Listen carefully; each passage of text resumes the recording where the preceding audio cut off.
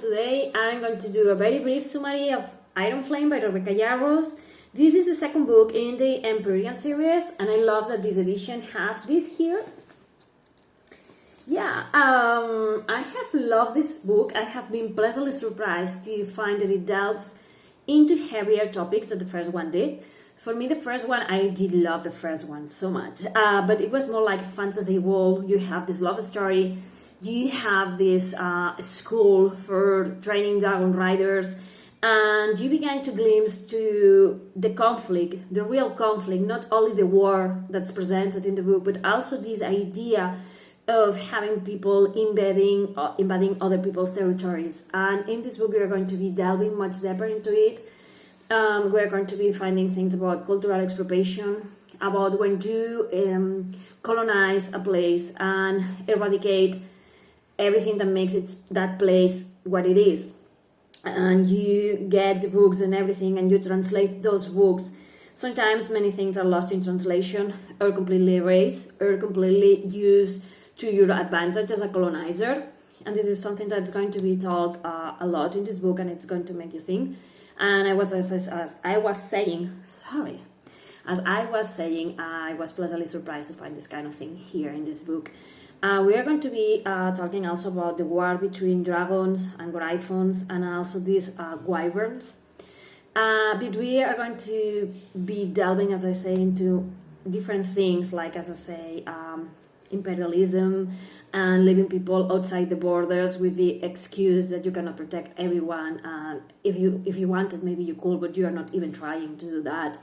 And about how the empire is serving its own agenda and it's doing whatever they feel like they have the right to do, and are discriminating other cultures and other people that are living outside the walls that protect the empire, and they are being attacked by wyverns and other creatures.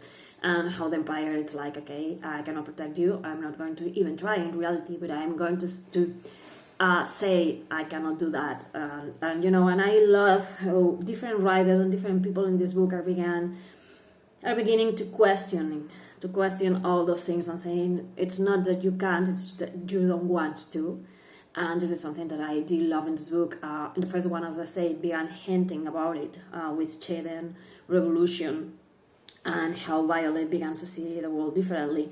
And here we are going to be delving deeper into that, about how the empire is using its dragons to further up this vision of I am the conqueror, I will do everything I want, but I'm going to excuse myself saying that we cannot reach so far, we cannot do all those things. And as I say, we're going to be confronted by the things that history erases in favor of the victors, and how the truth can be manipulated in order to serve those who want power, and they're going to further up this relationship and this abuse of power by some people.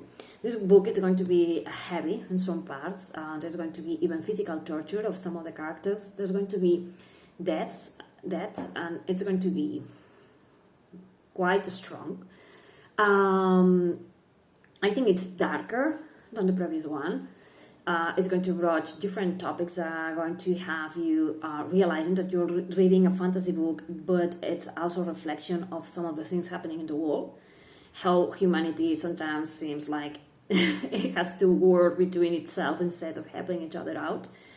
We are going to be seeing more about the griffons and the riders, and towards the end we are going to learn a lot about wyverns, and the ending is going to leave you like, what the fuck? Yeah, I wasn't expecting that ending in any way. So yeah, when does the third book comes out, because I cannot be left hanging like this. I do love that we still have the physical health representation, the Esther Danlos syndrome that Violet has. And I love how, despite the fact that she's doing everything she can to be stronger than she was, she has this physical condition, and it kind of makes her who she is. And also sometimes it hinders her. She wants to do things that other people are doing, or she realizes she's not going to be able to do those things. And I love that, because sometimes we have characters who have some kind of some kind of illness, chronic illness. And then when you are reading the book, there's no hint whatsoever to that. And I love that she keeps having issues with her bones, that she's having these moments in which she cannot do the same thing other people are doing. And I do love that because, as I was saying, as a chronically ill person, I hate when you read a book and it's like, it has this kind of representation, and while reading the book, you see it has no input whatsoever in the story. And it's like, no. And I love that here Violet Sorrengail has to deal with all these kinds of things. I love that we are going to be talking about dysfunctional families and how it affects the different people who are members of this family.